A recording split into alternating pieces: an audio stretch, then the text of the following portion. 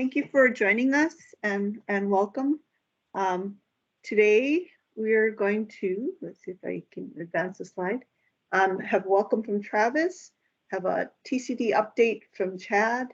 We're going to have a little bit of a presentation on the watersheds program from Ha Win, who is our acting AD for engineering.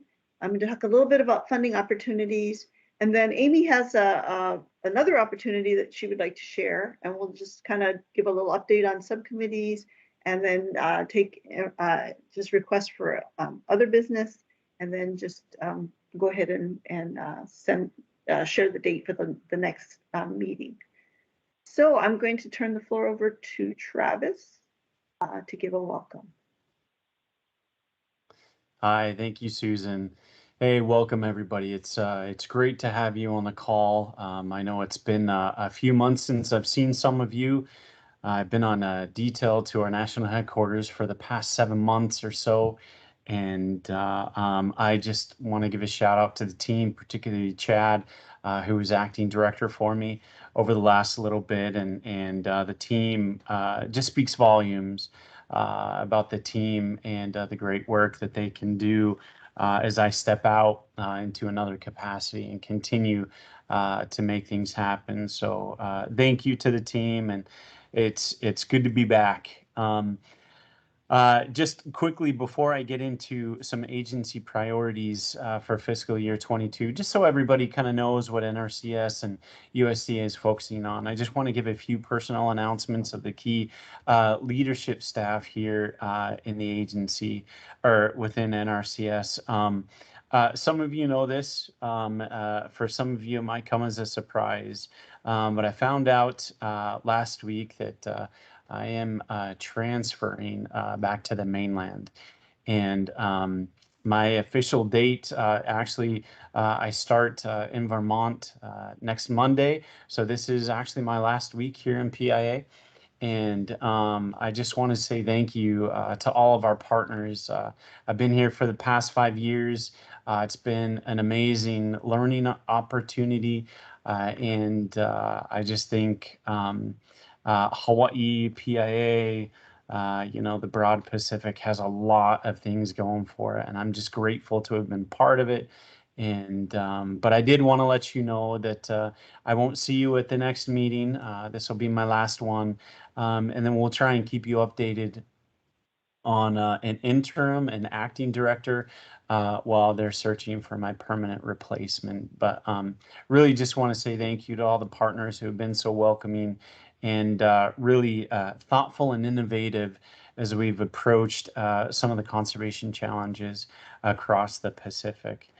Also want to let you know, Chad Cherefko, who's our Assistant Director for Programs, he also is returning to the mainland. He's going to be with us for a few more months. I think he heads over to Colorado in a different capacity at the beginning of May. But we're grateful for Chad and his service out here in PIA.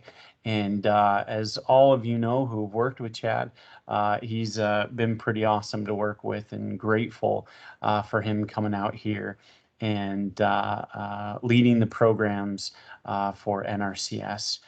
Also, we're bringing on a team member. You're going to hear from Ha today, but starting next Monday, we will have our permanent state conservation engineer or assistant director for engineering. John Matthews will be joining the team, and we're really excited to have a permanent engineer on the team. We've had a lot of different faces over the past few years as we've searched for a replacement, but we're really excited to have John join the team for some permanency there. So real quick, I just wanted to share with you updates, mission and vision. This is not new to many of you who have been involved in our strategic planning sessions, delivering conservation solutions so ag producers can conserve natural resources and feed a growing world. And where we're headed collectively as a team is having resilient islands with clean and abundant water, healthy soils, and thriving agricultural communities. And some of the things that we're doing to get there, if if you can go to the next slide, Susan. Here within the agency, our chief rolled out probably a couple of months ago, I think in December sometime, some agency priorities. And we're excited about these. These are some really good opportunities. So you'll see in various capacities, various announcements that we are focusing on some key highlighted areas here. Number one is ensuring equity in our program delivery.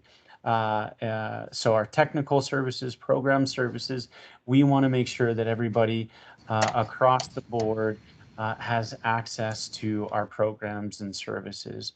And that's important, I think, to us here in the Pacific. A lot of our producers are don't quite fit the traditional mold of a larger farmer on central mainland, and so we're grateful to see that the agency is allowing us to continue to expand all of our services throughout the Pacific and ensure that everyone has access there.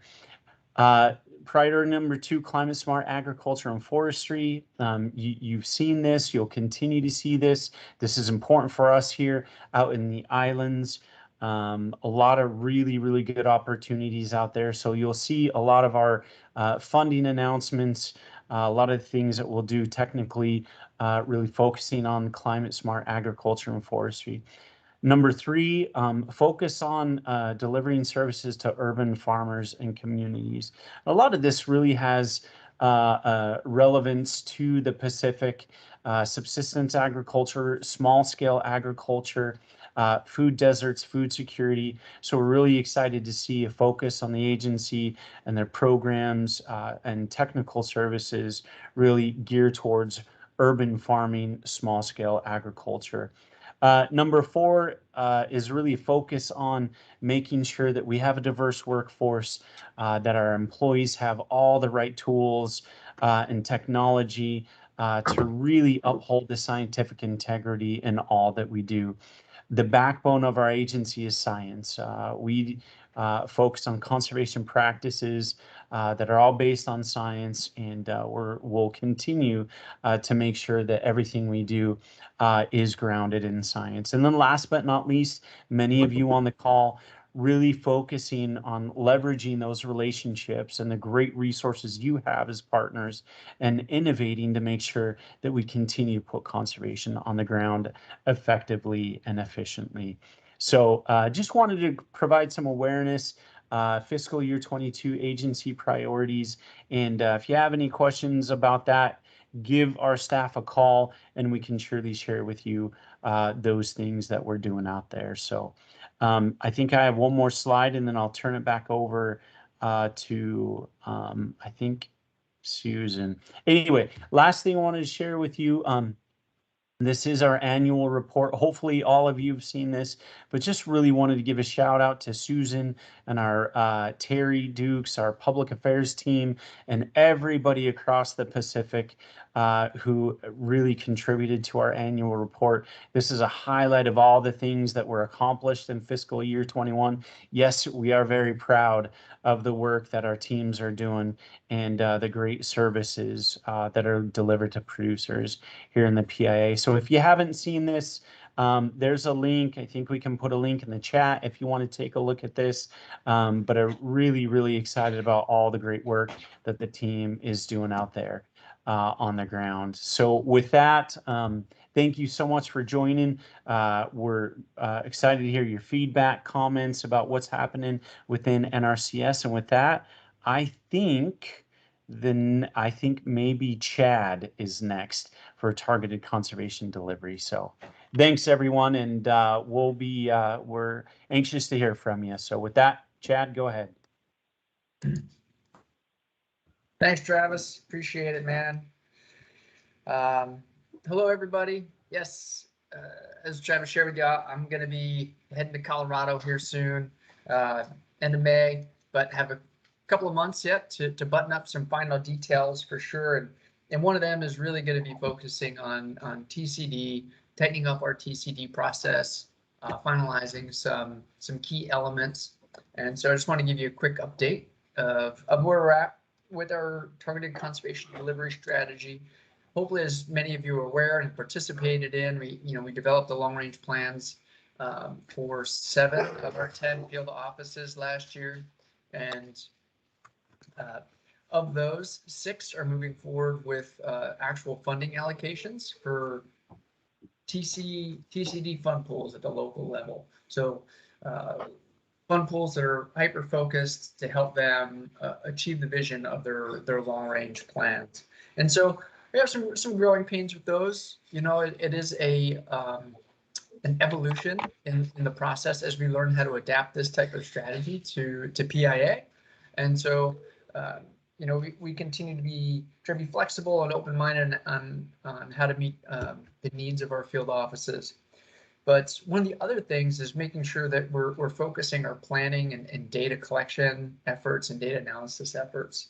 And to that end, as many of you are aware, there's a big priority for the administration for climate smart ag and forestry practices and a renewed focus. And it's no news to folks here in the islands that a changing climate has disparate impacts upon us more than anywhere else. And so we asked the question, well, how can this fit our TCD model? And so we've been working with the Southwest Climate Hub to help us think through our planning processes, think through our target conservation plan proposals, and put on this climate adaptation, climate focused planning lens. And so we've had 2 of these working sessions so far, and then we're going to have 2 more working sessions that are going to be focused specifically on 3 field offices, and those will be on the island of Oahu, island of Maui, and then the Kealakekua service area on the big island of Hawaii. And with that, the end goal is to, by the time we're done with these workshops, the field offices who will be engaging with the partners, on part of this process, is what considerations do we need to make sure and ensure that our TCP proposals are climate smart, that we are making these planning considerations and making investments not for the resource issues of the past decades, but the resource issues we know we will face in the coming decades, right? Where are we going to be in 20 years, and how do we make sure that we're going to be able to meet the needs of our producers and our families and our islands at that time? So really, really excited about that process, all through the lens of targeted, focused conservation. Again, we all have limited time, people, and money. So really trying to be smart about how we make these investments. We've also been engaging with our resource inventory and assessment division at the national level, and asking them to rethink how they get us these landscape planning packages of data. And on a call this morning and said, hey, I need you to rethink how you get us this information and help tailor it to our TCD process, and more specifically, right down to the field office level. So we're going to be giving them proposals, and then they're going to be coming back to us with ideas on data that they can help provide to us to help us do a better analysis and have a better and deeper understanding of our targeted conservation planning process, the goals and the metrics that we're going to need to use. Additionally, I want to share just this pilot that I hope will come to PIA. I know I've tried to plug Travis this last week to get his tentative thumb up approval for this idea, but we're looking to possibly pilot a tool that's called Smart Score AI using artificial intelligence. But basically, it would be a tool that we could use for projects like TCD, where you can put in a complex outcome that you want to achieve. Let's say it's food security for your island or service area. And then this tool can digest data from all different sources, partner sources. So any data you may be able to provide us, national level data, and do an in-depth and complicated analysis that we as planners couldn't do on our own. And Ultimately, the goals of this tool are to simplify that data analysis process so that when we define an outcome locally, we then have more simple tools. We can set basic parameters and know which levers to pull to help us make the right investments in the right places. And one of the other cool parts about these tools is that it also does economic analysis. So it's not just purely resource concerns, right? It can be multifaceted, and we know that a lot of the issues that our field offices and our islands are facing are pretty complex. And so these tools have the bandwidth and the power to do some of those computations for us. So that's what's happening in TCD. Lots of really interesting, great, innovative stuff going on. We are maintaining our focus and our energies on that. And I know that Travis has really been the leader, and his vision for the target conservation delivery strategy is really what got us going, got us off the ground, and where we're at today. We're committed to it, and I know I've helped lead the charge on a lot of it, and now I'm leaving as well. But no, we are committed as a state to it, to the process. The leadership team is committed to it, and we also are working to memorialize a lot of the TCD framework. And so we'll be coming out with a TCD playbook here in the next 2 months or so, and we'll make sure that all of the partners get a chance to take a look at that and understand it. And I guess lastly, I think at the last STAC, I said that we would have TCP, Target Conservation Proposal, 1-pagers done, and I have not been able to get those completed in time. What we want those 1-pagers to be for are quick, succinct ways to communicate where NRCS is investing, why we're investing there, but also how the partnership can be involved, right? So this TCD and process is all about the partnership. We know that we can't get it done without you. And so we want to make sure we're really clear about where we're working, why we're working, and how others can participate and or they can leverage where we're working and what our priorities are to help achieve your goals. So please keep an eye out for those. Hopefully in the next couple of weeks, we'll get those buttoned up and out to the team. So thank you. All right, thank you, Chad. I'm going to ask Ka, you're next. I don't know if you want to share a screen or.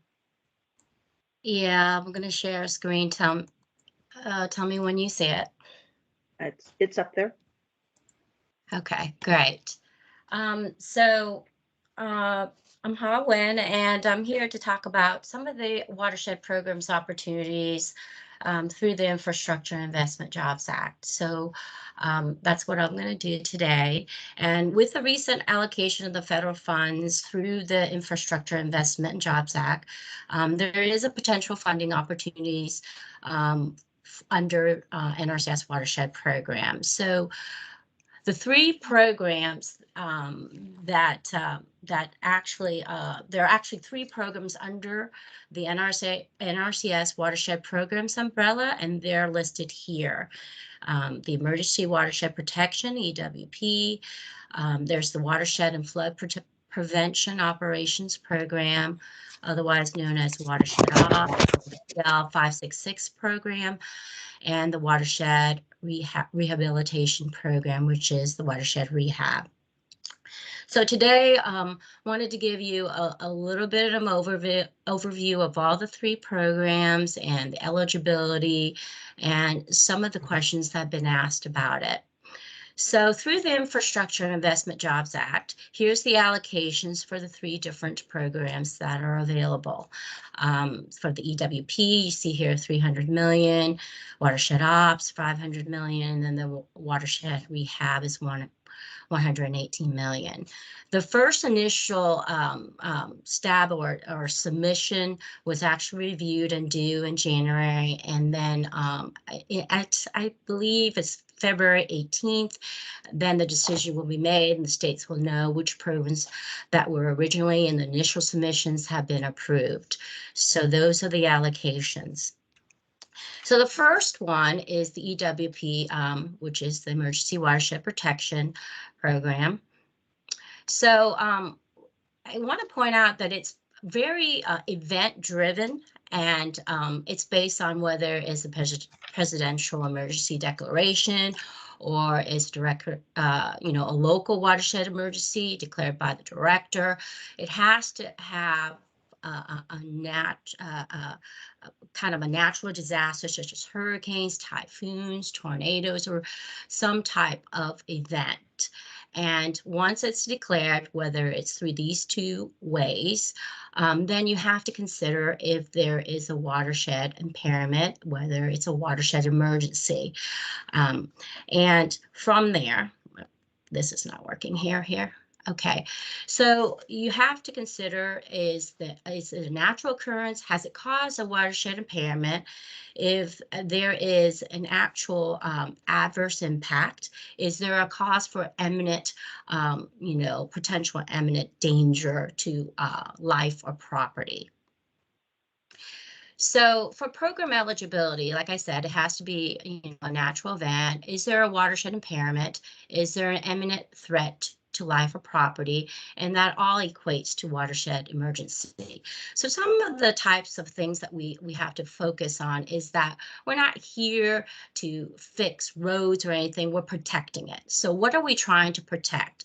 So some of the things that can be used is right here for the program is permanent structures, houses, buildings. And then at the bottom here, you'll see that, some of the things that cannot be used for this program. So, what is considered? You do need a sponsor. So here's a list of what's considered an eligible sponsors. You list here, down here, you can see state, political subdivision, state, and etc. And here's the list of some of the sponsors' responsibility. The share of the project costs as determined by NRCS, whether it's cash or in-kind services. Definitely one of the key things is a sponsor has to be able to secure the real property rights to do the proposed improvements, water rights, regulatory, they have to secure the permits, and of course provide for the required O&M. Those are the key things that has to be focused that is the sponsor's responsibility. So here's just brief things of the steps to funding availability, and we go out and assess it, but there definitely needs to be a formal sponsor request, do a damage survey report, and if funding is available in NRCS, if national funds available and the DSR meets the requirements, you have to go through all those steps and requirements. Funding will be provided to the state conservationist or the director, and if it's not, then it goes on the wait list. So here's a list of some of the sponsor contributions, the cost shares, whether it's in-kind or cash in-kind contribution, and here's again the responsibility of the sponsor. So in conclusion, here the EWP program provides protection from flooding, soil erosion when necessary to safeguard lives, property, and all that. And here we have to have the sponsor request for assistance. We do the damage survey report, and then once all that, the eligibility requirements and criteria are met, we enter into a formal agreement with the sponsor. So the key critical thing is to remember EWP is event. And it has to, what is it we're protecting? Protecting from, life and property, things of that nature. You have to have a sponsor. And then once you meet all those requirements in there, then we enter an agreement. And if funding is not available, it goes through on the wait list. The next program is the Watershed and Flood Prevention Operations Program, otherwise known as Watershed Ops or the PL 566. So here are the two laws that provides for the foundational legislation for the Watershed Operation Program. And so you go through this. Now, this is flashing. You do see the main, just the slides, right, Susan? Susan? Yeah, we can see the slide. Yes. Yes. Okay, it's just the slide. It's not like flickering. My computer's going. Okay, all right. So these are the two laws that provide the foundational legislation for the Watershed Operations Program. So the general purpose here, the program provides for cooperation between the federal government and the states and their political subdivisions to work together. So here it is, the three general purposes: to prevent erosion, floodwater, and sediment damage, to further the conservation, development, utilization of disposal of water, and then to further the conservation and proper utilization of land.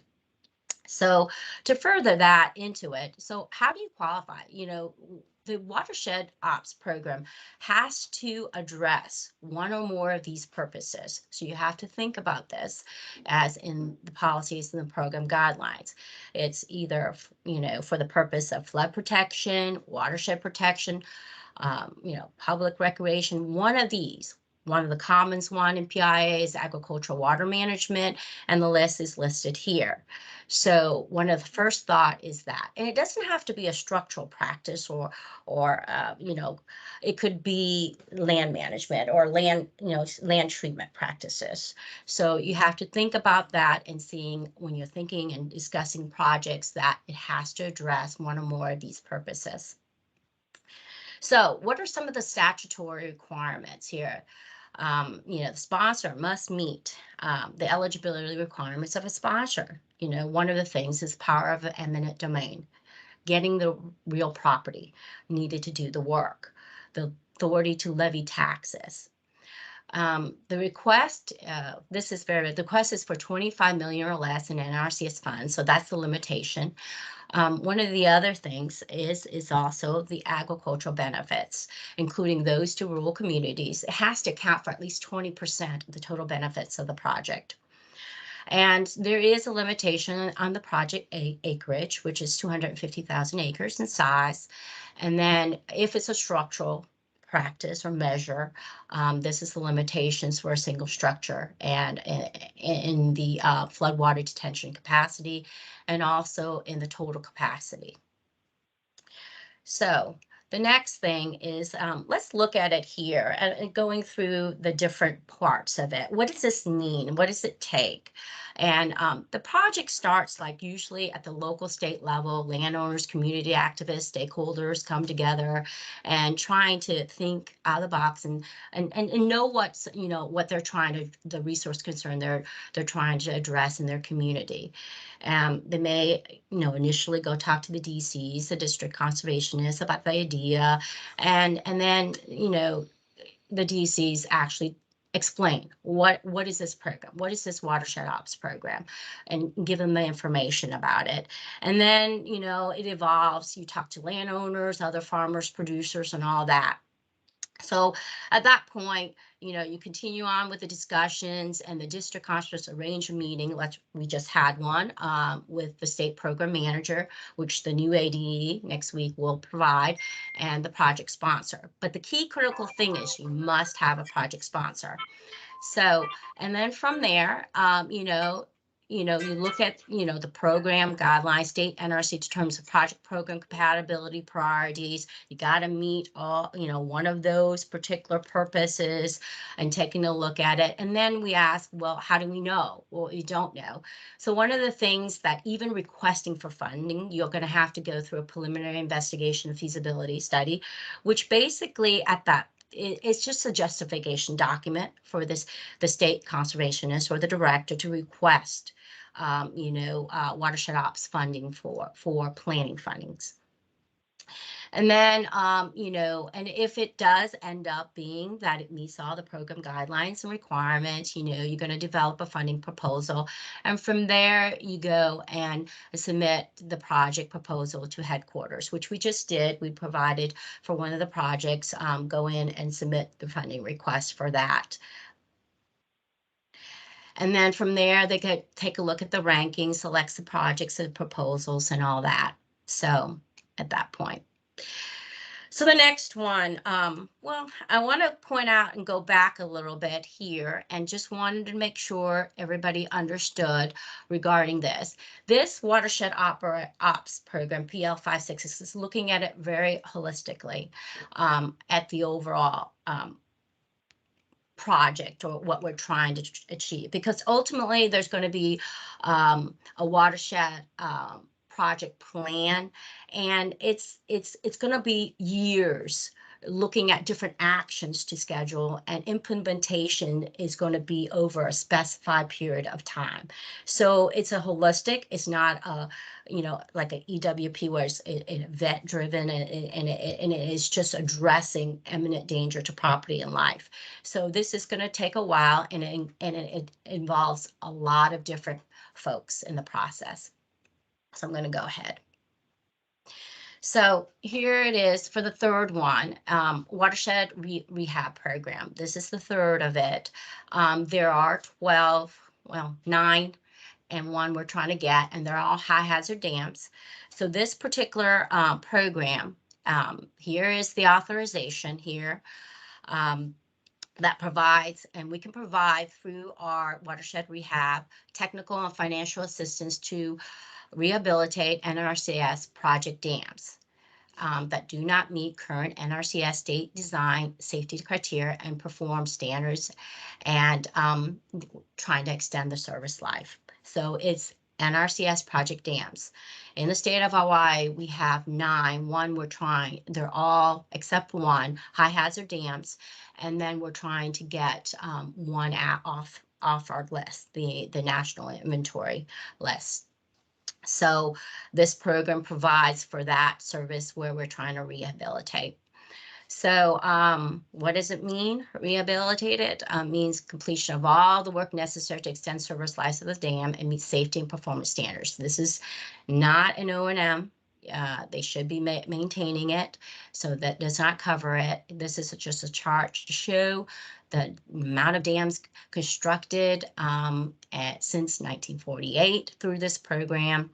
And now here is the project eligibility. The dams originally constructed through NRCS watershed program. Here's a listing of the public laws, whether it's PL 566, or here it is, the pilot watershed program. The dams pass there. So these are the eligibility, right? The dams must have passed their evaluated lifespan, and you must have documentation saying, hey, the O&M is up to date, is current, and they've been doing it. So again, this is a watershed program. So there is a sponsor, and here's the sponsor responsibility. Power of eminent domain. They have to be able to get the permits and licenses, levy taxes, and arrange for and carry out the activities there that involve the public participation and all of that. And then, of course, the commitment for funding their cost share and operation and maintenance. And the last thing here is just taking a look at the different phases that are part of the rehab. You have these assessment part of it. It's not required, but it's recommended. You have the planning phase, design, and of course construction. And here are the durations of how long it usually takes. So hopefully that provides you a little bit of an overview. Very specific questions, details of it, I'll be glad to answer. But right now there is funding available, and if you have any specific questions, I'll be glad to answer them. So I guess one of us and see if there's any questions for Chad or Travis or Ha at this time. Feel free to unmute and ask. Oh, where's All my... right. If not, then thank you. And we're going to go ahead and move on. Sorry, Susan, I did have a question. There was talk, this is Emma Ewan with Division of Forestry and Wildlife. We have submitted a request for the Watershed and Flood Operations Program. And so I guess the next step is to wait for NRCS to kind of assign a staff person to go over the assessment of that project. But one of the things that I was curious about was there's talk about the power of eminent domain. And so I'm just wondering, are all of these projects supposed to be on private land that we're supposed to make into state land, or what's that? Is there any limitations, like can the projects be on federal or private or state lands? You're talking about the real property. What their concern is that whoever is the sponsor has the ability to get easements, right away, real property in order to do the work. So if that's why most of the time the sponsor ends up for the projects I have is whether it's a county, state, or some type of taxing agency that's able to do that work. And the other stickler is not only that, but having a sponsor that has the commitment to be able to do the operation and maintenance. So those are the key things for a sponsor. Whether it's on private property, I've had it where it has been, they have to be able to secure the easements and the right of way in order to do the work. The sponsor. Right. So let's say we have a right of entry with a private landowner, but not like an official easement. Does that disqualify it? The right of entry, which I've had in the past, is what does it actually be? The right of entry to do for what purpose? So it really needs to, sometimes it's right of entry to get access to an easement in which there's another purpose there, or is it, it doesn't specific say you can do work in that particular area or whatever, however the easement or the right of entry can. It doesn't always serve the purpose is what I'm trying to say. You have to be very specific what that is. It's case by case. Thank you. So there are a couple questions in the chat. One is from Margaret on who is Guam's POC for the Watershed Operations Program. And basically for watershed operations, what you want to do is start with the local field office. So get in touch with the local district conservationist. So of course in Guam, right now that's Jay. So you would go ahead and give Jay a call, and then Jay would request any assistance from the state office that he needs to support your requests. And how do you want to add anything to that? No, that's I got an email from Jay. Hopefully he got my email. Okay, and then there's a question from Dora for Chad regarding the data project that he mentioned. Can you hear me? Can you guys hear me? Yeah. Yes, Okay, Dora, great. go ahead. Sure. Yeah, thanks. I'm struggling with this headset thing here, but yeah, it's really exciting to hear about this AI tool project. And I just had I just was curious regarding the data, because it sounds like it's more predictive, and is the data set going to include things like new data sets, like, I don't know, drones or anything like that can be helpful for identifying invasives or those kind of things? Is that what that's for, or is it more kind of like mapping out current resources and stuff? So thanks for the question, Dora. So the Smarts for AI, the artificial intelligence tool, is a platform, and I if you're interested, I can even give you a quick presentation on it. But it's a platform that helps. Basically, you define the outcome that you want, and then it helps you link all the factors that can impact that, and then it can consume data. So you can upload data sets from applied practices, water quality data, soils data, climate data, any other locally available data, including very specific sampling is one of their examples where you can write down an in-field sampling. So the tool itself is highly configurable depending on the outcomes that you're trying to find answers to, and can consume all different types of data sets. This isn't that Texas model that there was a couple of models and tools that was shared. So this isn't that Texas model, and it's a different one, it sounds like.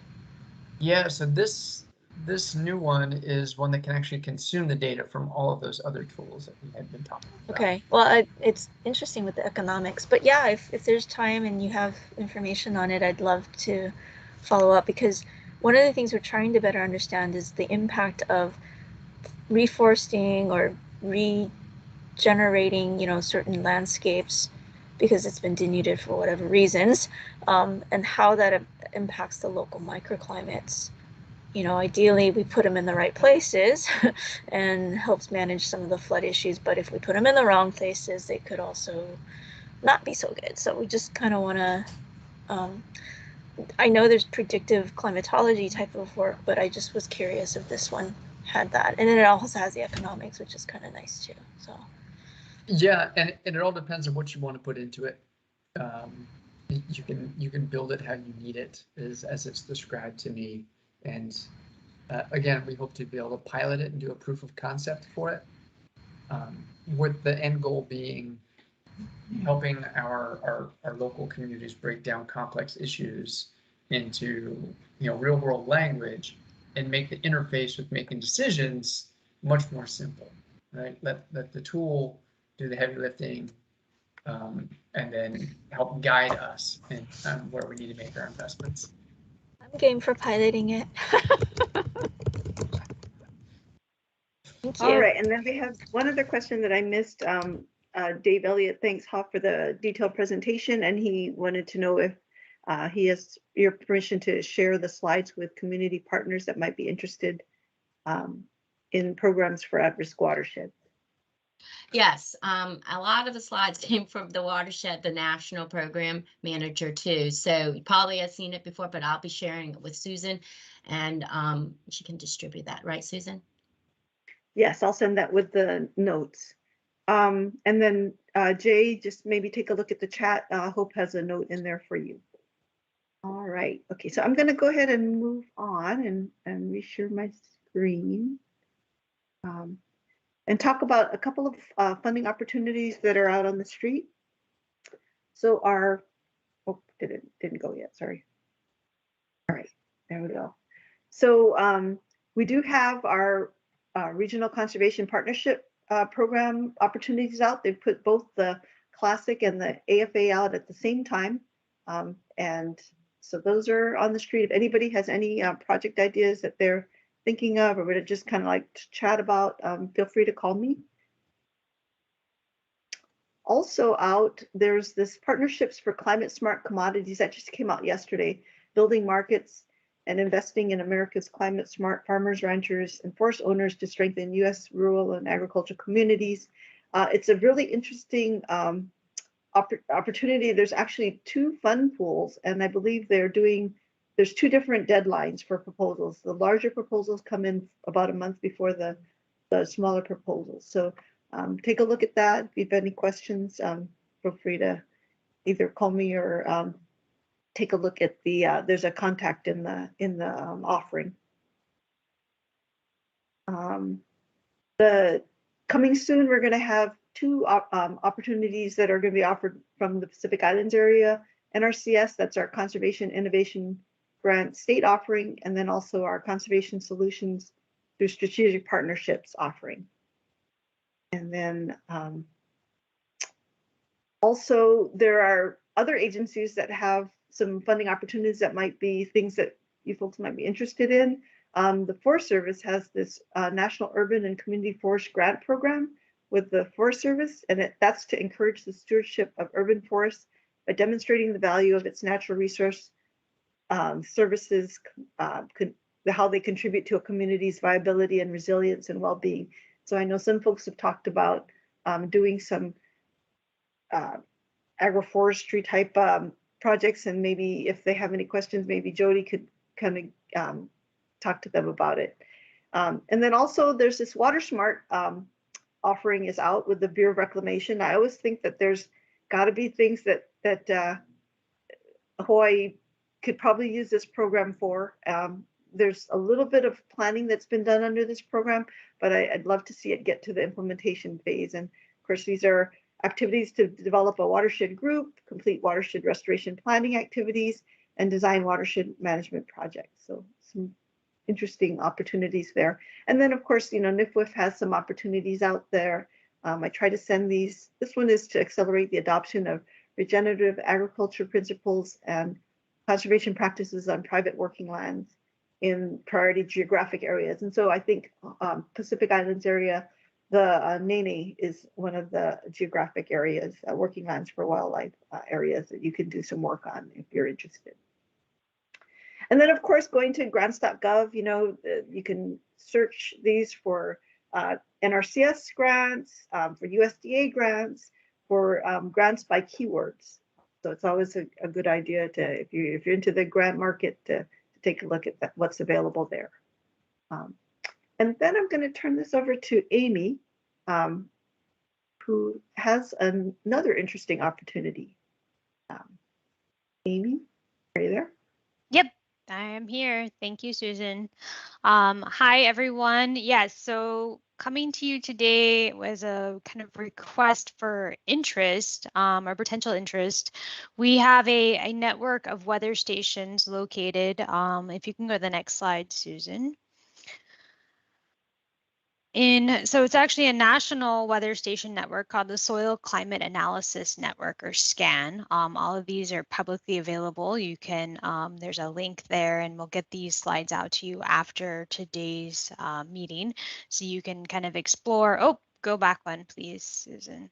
And so the dots that you see there on Hawaii Island are the 5 stations that we currently have and are in use and actively collecting data.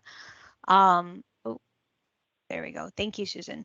And so we did have 3 additional sites that for various reasons at the site locations, they have been decommissioned, but we do want to reestablish them elsewhere, with the caveat being that they will need to be on Hawaii Island. And just a little bit of background of how and why, we selected these back around 2000.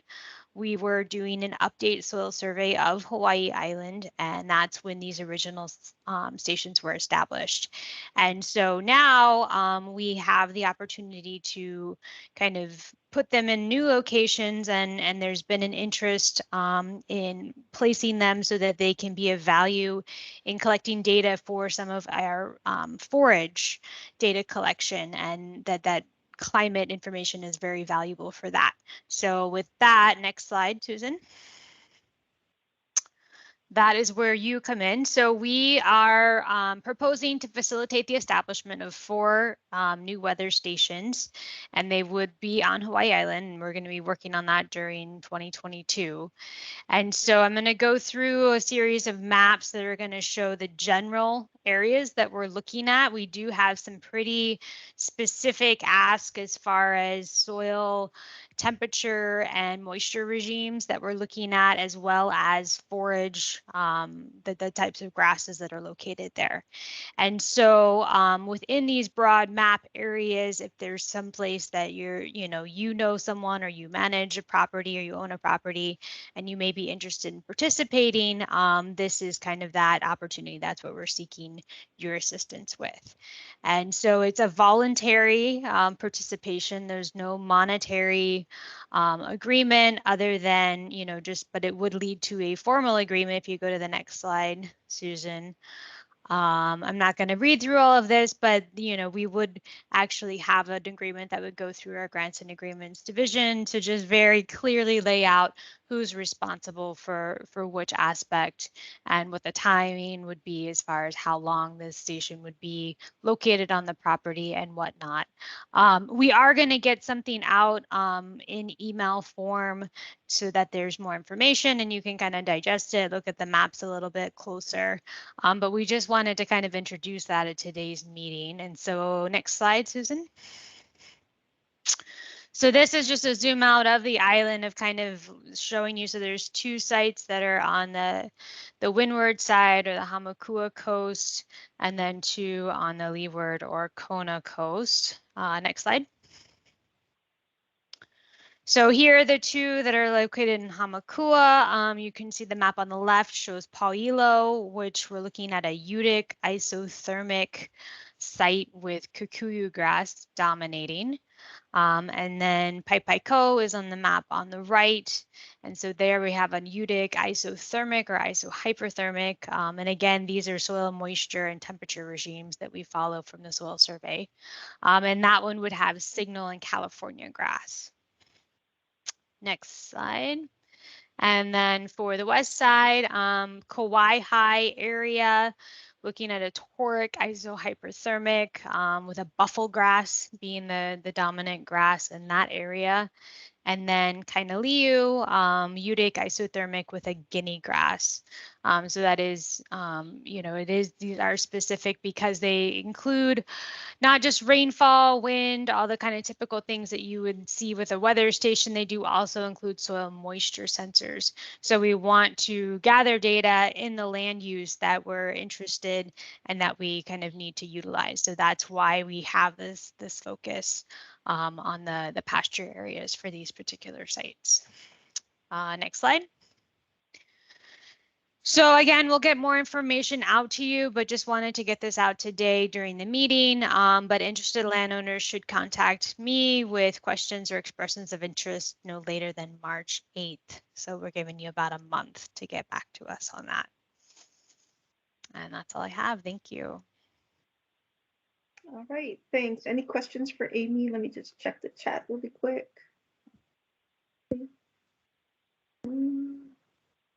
See, okay, I think we're good. Okay, so we're gonna go ahead and move on. And as far as subcommittees, we didn't have any activity this period, but we are still welcoming anyone interested in participating in the urban and small farm agriculture subcommittee, and I'll be working with that group.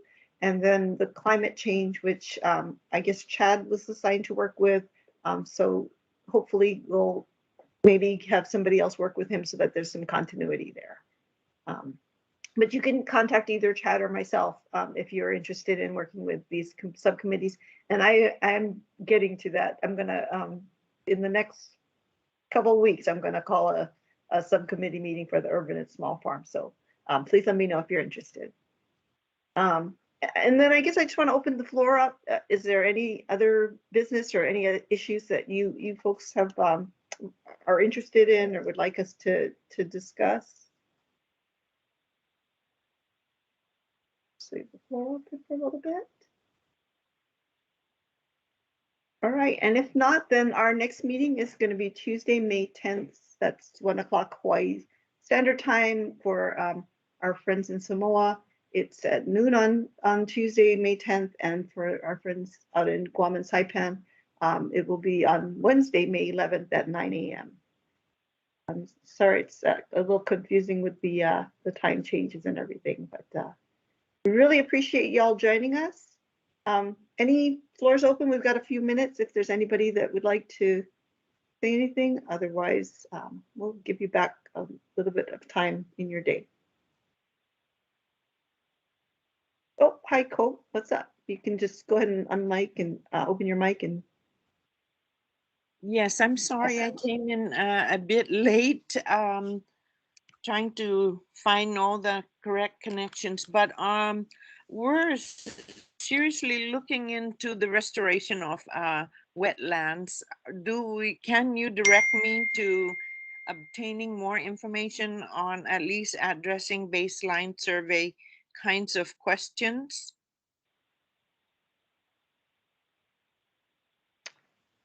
Are there, are you thinking? There are farmers. We have, Palawan Women's Association farming north part of this Hagatna wetlands, which is pretty vast and has government land as well as a lot of private property owners.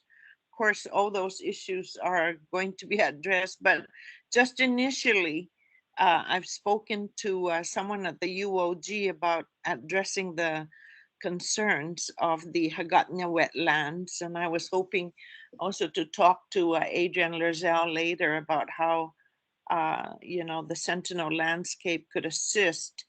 But I'm grappling with all kinds of issues there, including restoring, the wetlands, which is also bringing back conservation habitat. It was, we had an endangered species there. It was a lot of food there at one time that people harvested.